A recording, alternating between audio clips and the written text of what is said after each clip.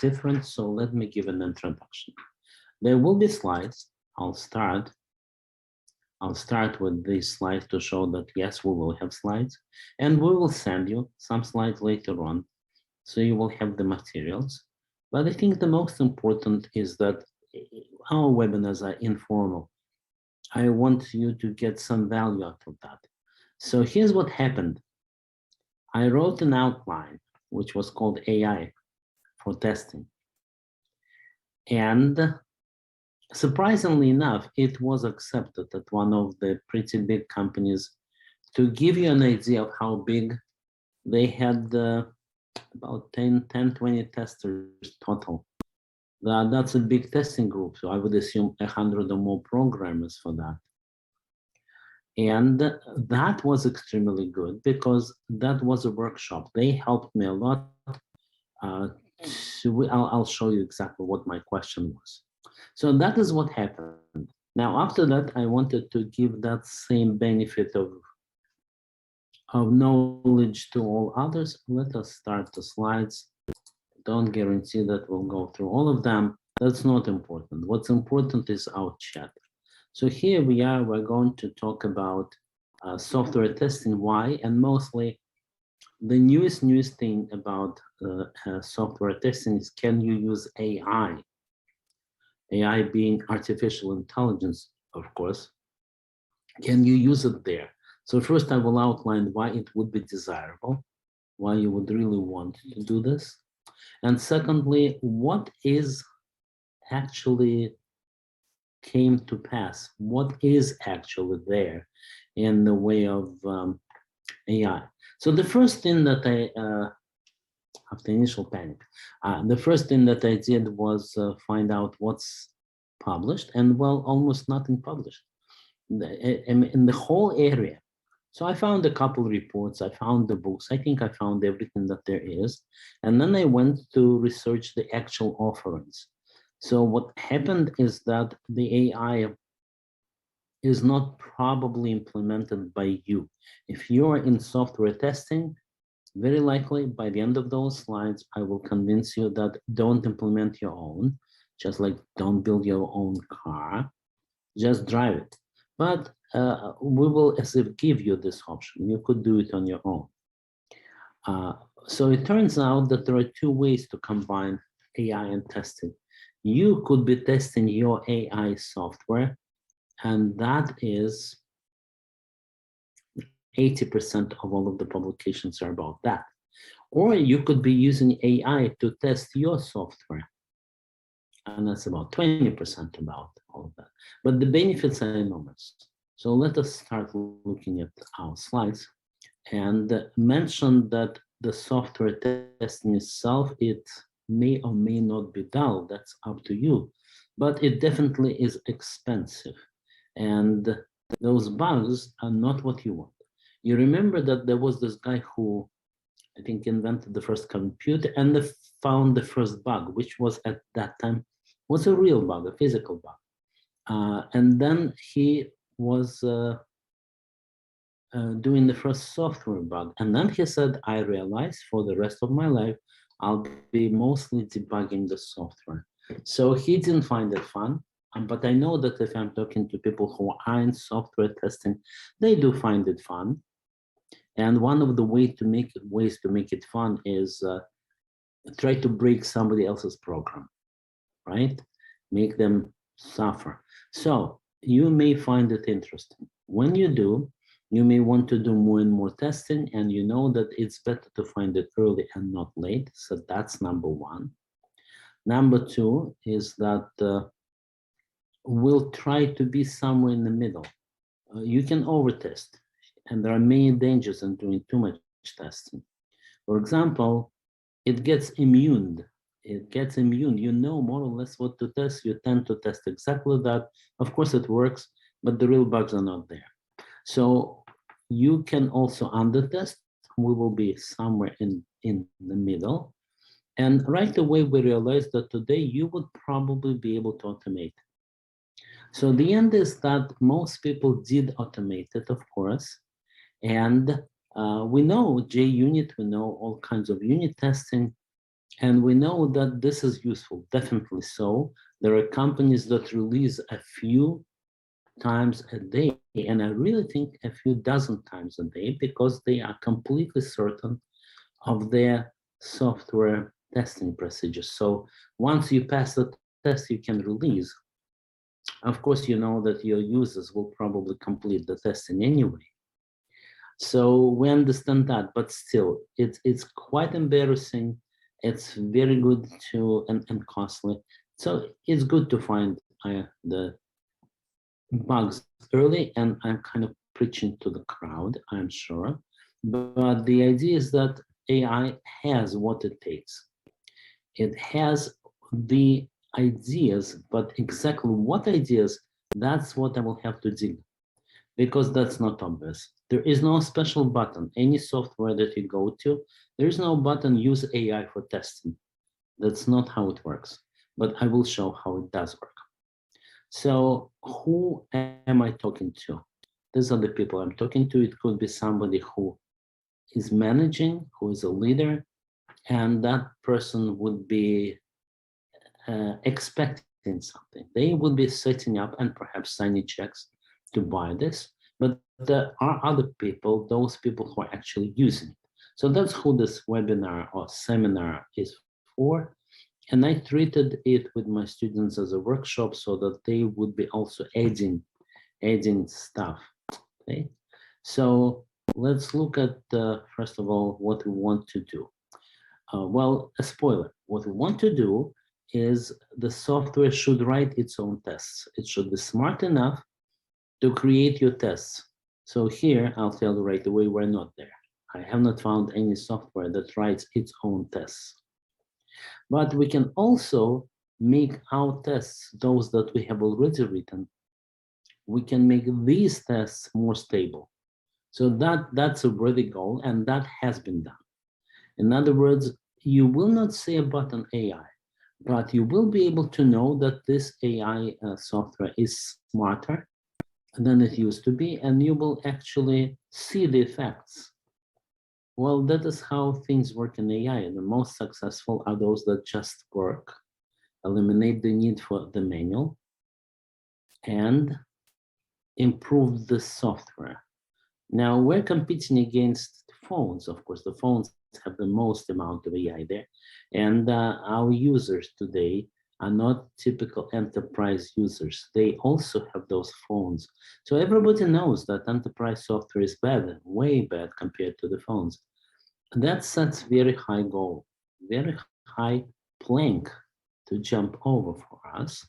So question is how and what?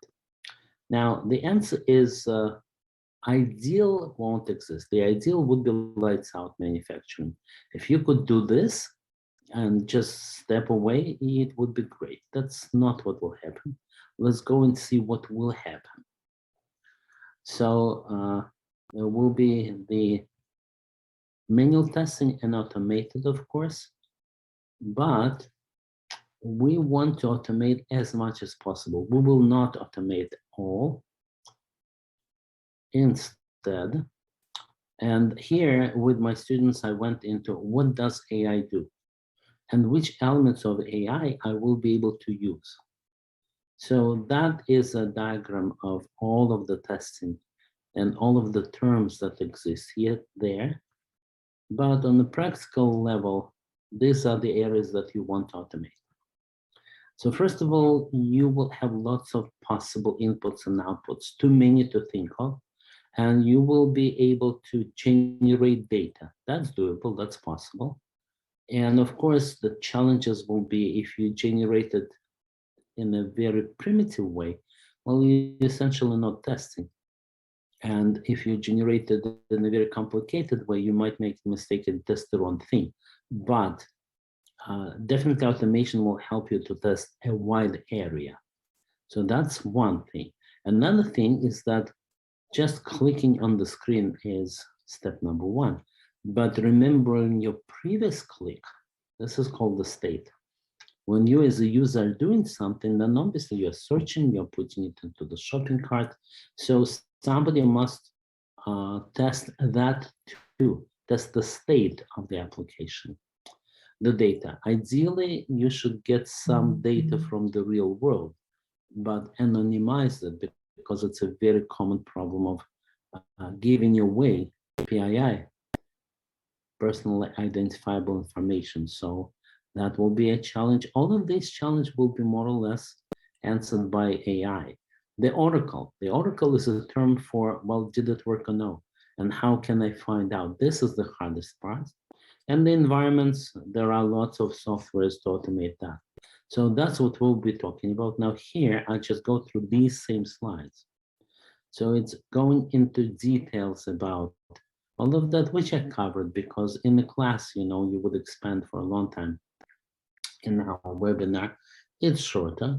So I'm going through the same thing, and I'm pointing out that yes, we all use automated scripts, and yes, it is a lot of work, and yes, every software today will still do that.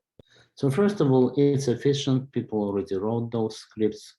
So, and people expect this. I spoke to one of the experts on that, and he said, in the end, they will expect Selenium to be part of that in some shape and form. So don't be surprised. We're not taking standard ways out.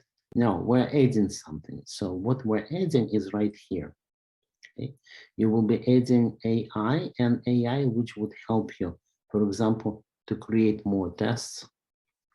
I mentioned this paradox that just as bugs become more resistant, so too your software becomes more resistant, and it's not easy, not as easy as it was to break it. So keep that in mind. And here is what begins to be real. So first of all, when you're doing the web, and mostly it is web automation, let's admit that. So we're doing either Selenium or Appium, and in some shape and form, they will still be there. Now, one of the problems is that you need to change those elements. For example, you may want to find this button by using its ID in the DOM model. That seems stable, but if the programmer changes that, then it crashes, right? You may also want to find it by the button, but now the regular way of saying click on that place, which is from pixel 100 to pixel 200, that is also not very stable. So the software that we investigated, and we investigated specific one, Testim. Later on, I'll show you that software. We looked inside, we actually saw what it does. It was doing a combination of both. It was locating screen elements with the DOM model. It was also making screenshots. And those screenshots, it was then comparing. So if we're saying that there are basically two ways, one is human, find me the green button, and the other one is the ID. And then that software used both, and it was giving us a score on how certain it is that it is hitting the right element. And then based on that score, it was choosing the most probable. Now, in most cases, the buttons will not change and the ID will not change. So in most cases, you won't even notice this. But of course, when you're testing and it's standard and nothing changes, well, it's an easy thing. And of course, that should work. But if things change, either they change in the appearance or they change in the ID, then the AI actually helps you to find the right element. So that was the conclusion. I gave the students accounts. We played with the software. We played with the testing schedules, scripts, right? And then we investigated what's inside, because as you can see here, they don't publish what it is. Well, I'll show you what they do. So that is the final outcome. Now I will want to go through all of the other elements here too. And we talk about what is good, what's not good. So that's too much too deep to talk about all kinds of testing. There is also such an idea as non-functional. Is it fast enough? Is it secure? So all of that will have to be in there. the software that I investigated didn't go that far. It just sets the goal. So this investigation both sets the goal and at the same time shows you what's already there. So that's what we've done. That was the conclusion. Then in my course, I actually went into the specifics of AI. And I said, guys, that's not what you need to know, but it helps a lot. And indeed, it helped them. And here's where it helped. When I explained that AI creates those scores, they were able to open the screen, look at the code, look at the HTML, and find the familiar terminology. Because the AI experts, they will be using a certain terminology. So when you're investigating, trying to find out, in fact, kind of reverse engineering, you will use your knowledge. So that helped. We did this. Another thing that actually works very well are the bots. Bots is something that is available today as a tool, not as something that you would build. And those bots are very practical. So that is a practical application of AI. That's not what I'm talking about because you know about bots. That's not new. But we mentioned that you can use them to do your testing. So that's one. And talking about what you do with bots, right? You make them understand. So I've seen quite a lot of AI, and you can even run, I don't exactly remember the name, but you can find out what those open source frameworks for bots, what they are called. Okay, but we are mostly looking for where can I make my tests more stable by using AI. And the two ideas that we came up with, so that's talking about bots. Okay, and reinforcement learning, that's one of the darlings here, because in testing, it's very hard to set expectations. We don't even know what we don't know. But goal-based reinforcement learning allows you to say, hey, Robert, no, you didn't do it right. So that primitive thing, if you can automate this, that's already moving somewhere. Now, that's not what I was investigating. I'll show you what I was investigating. And here we're talking about that some things are very easy to find and some are very hard. Like if the application says file not there, that's easy. But if it says, oh, you didn't calculate my taxes right, this is much harder. Well, in any case, our software should also learn. It should watch whatever we're doing. And that's one of the ideas that Essential came up with big data and with AI, that you should always record all of what the users are doing. Now, if you ask yourself, are you always doing this? That will be a good test. Because many people know that. Many people expect their phone to learn about them and know more. How many people are putting this into their software? Okay? And I'm not interrupting for a quick chat, but instead what I'm suggesting at the end, I hope we will have some questions and then we will discuss it. So you will learn a few things. You will learn that, well, this is what AI can do, and this is what is particularly implemented in this particular software, right? We learned in general how to detect what elements are AI enabled. And the second idea that my students suggested is that you can probably make AI write your own tests. So I said that AI can make your tests more stable. Yes.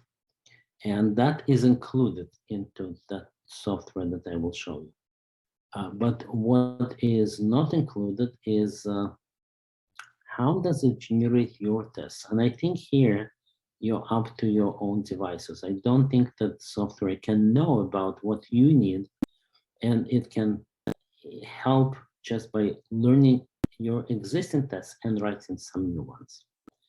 Now, one thing to mention is that, of course, Google and Apple, they do test their own software. They test their own phone software and probably test that in their online shops as well. But they don't tell us. If you look at how they do this, That's one of the competitive secrets. So if you find anything like that from the marketplaces, tell me. But no, I couldn't find anything. Just I mentioned that of course it is there, and of course it is being used right now, but not for us as yet. So the end result is this, that if you want to decide what you will do, if you're a tester, then you will say, okay, I can buy this for that much money. And by the way, not that much, because they expect a lot of users, right? So that's where the benefit will come from. So you will compare this cost that's not that high to your own solutions. And as we go through the slides, you will probably say, no, I don't want to do my own. So once you say this, once you say don't want my own, or at least you might do them for some parts, like writing your own new automated tests, but not for testing. So once you take this decision, here is a good list. And you will see that all of these are claiming that they have AI. Everybody today has to claim that they have AI, otherwise, they are not a human. So TestIM is this one that I will show you. It's here on this list. And the full disclosure, I'm not selling any one of these because I am not associated with any one of them, no contracts between me and them. So just teaching about what it can do, but not specifically any solution. Okay, so now charts about what's good and what's not good.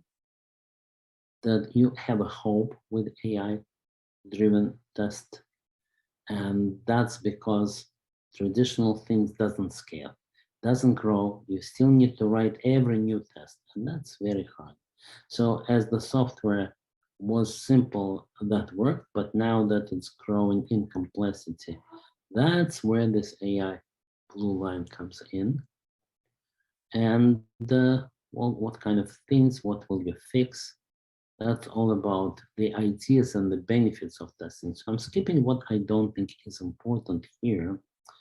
And the conclusion is that most likely you'll buy something, but if you decide to do your own, and keep in mind all those things, how much you'll have to invest and what the benefits will be, right? And then future directions are even more nebulous. So you want adaptive machine learning, but go ahead, try to create those adaptive machine learning systems. They're not here as yet, and that will be sometime before the year. So that's an outline of what you would want, to outline what you would expect. But it's sometime before we come to this, that the software will be testing itself. Okay, and the demo will come here. So let me show you some of the demo. Oh, by the way, that is something I just recently saw. That's not part of AI testing, but it is a nice demo. So I'll give you the link. In fact, you cannot see it.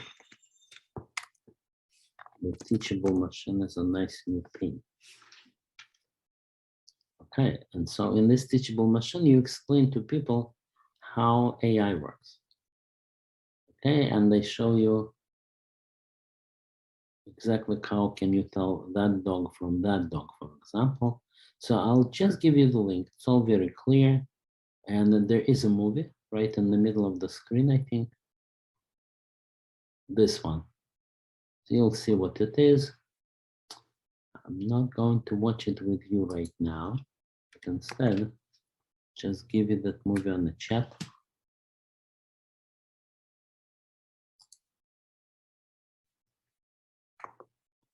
It's a fun video. That's what I put in there. But really, our next slide is a demo.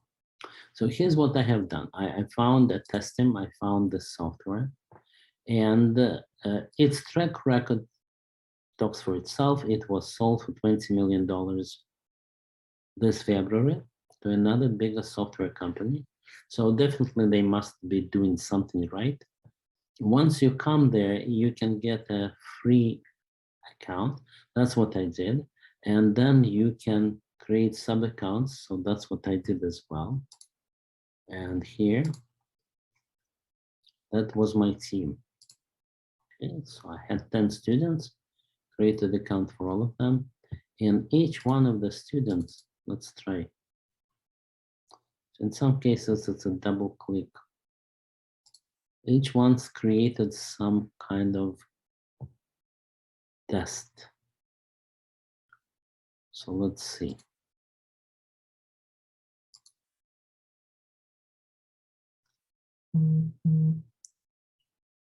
I'm looking for those tests that they created and that we did. This was the team, but what I want to do is go into each individual account or projects. That's what we did. We combine this. And sometimes keep in mind, it's not one click, it's 2 clicks. And they tell you what you're doing really, but each individual test will be, let's say I do a new test. Okay. So it may record, if I click here, it will be recording, and it's traditional stuff to start with. So let's record. Okay.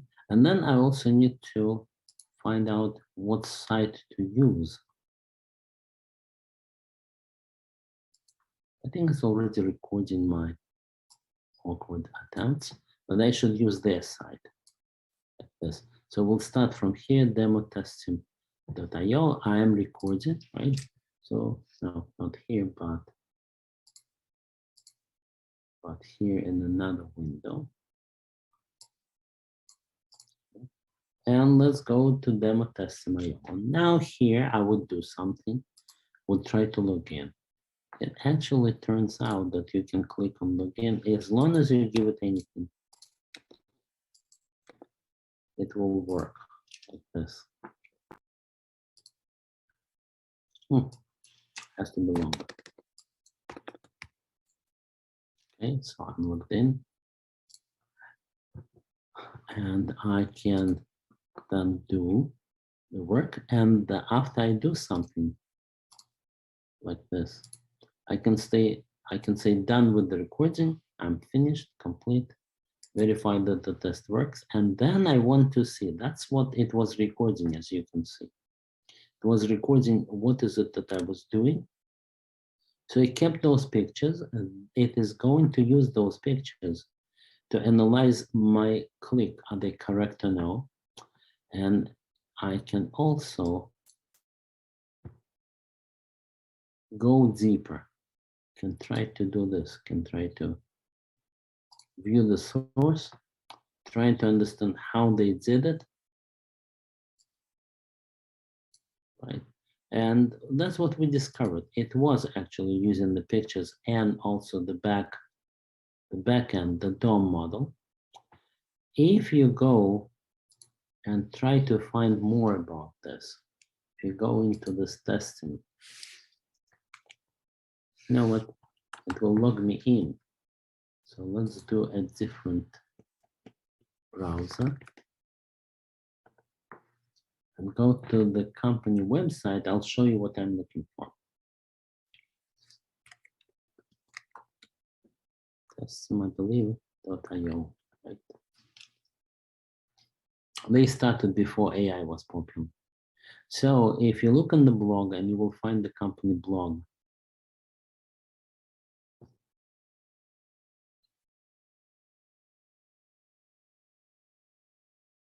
There. And then you can look for AI parts of the blog. And then you can read those explanations. So you will see that they don't tell you too much, right? You can read, I did read those, like what's AI testing. They definitely brand themselves. They started before AI was that popular, but now today, of course, they brand like we are the AI company. And I already told you what we saw when we were investigating. This won't tell you too much other than the advertisement is that AI is here, is that AI is real, but it will be mostly about, well, here's an introduction to AI. not telling you what it really is, not telling you exactly what they do, telling you what problems they solve, yes, but not how. Okay, so I'll close that. I actually stop sharing the screen for now. And if you have any questions, well, it is a good time because I did that work. I suffered. Now you can get the benefit of that.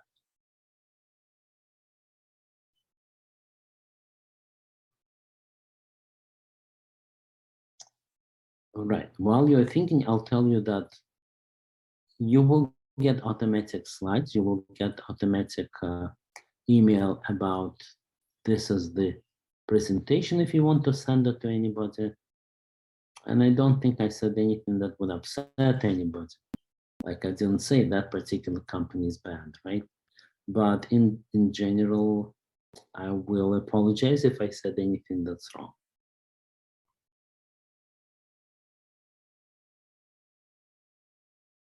Well, I'll ask you here on the chat. That's where you can answer.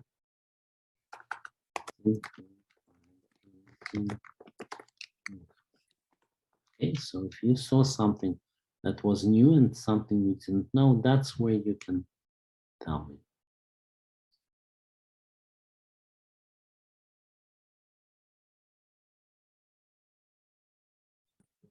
Yeah, we see a lot of these. Seems like I asked only hosts and panelists. So let me ask that same question, directing it to everybody. There you are. Now you can answer. Oh, we see a lot of these projects that seem to work with a Copilot, like Google Copilot. I think GitHub uses a lot of GitHub to do code completion. And I'm just wondering, like, how different is. All right, guys. So if you have any questions, but not right now, then of course you have an email. You know where to ask. And I wish you good afternoon today. All right. Thank you very much, Evgeny.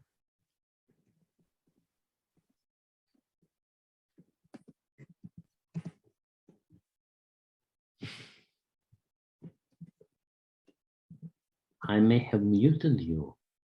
Well, if I did, then what I will do is I will unmute you. How about that?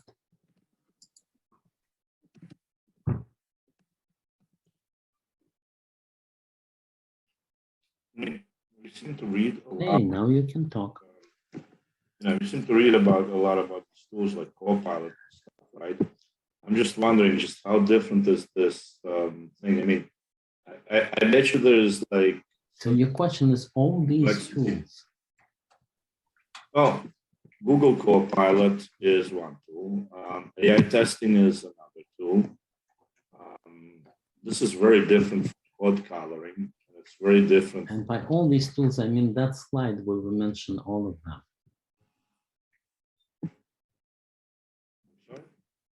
Okay, I'm looking at Copilot. It's for AI programming. Well, I would say these tools are different in the sense that they have a different goal. They use the same AI inside. What can AI do? It can detect pictures like humans. It can detect code. It can analyze the DOM code. So probably similar ideas, just like what do humans do? Well, what do they use their hands for? So in that sense, it's similar. But other than that, Copilot is a different story, I would say. I remember there was a startup that was helping you to write code by going through popular websites.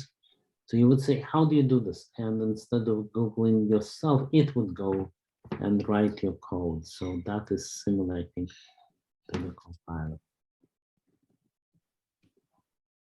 All right, guys. Be well. You too. Thank you. Bye-bye. Enjoy your afternoon.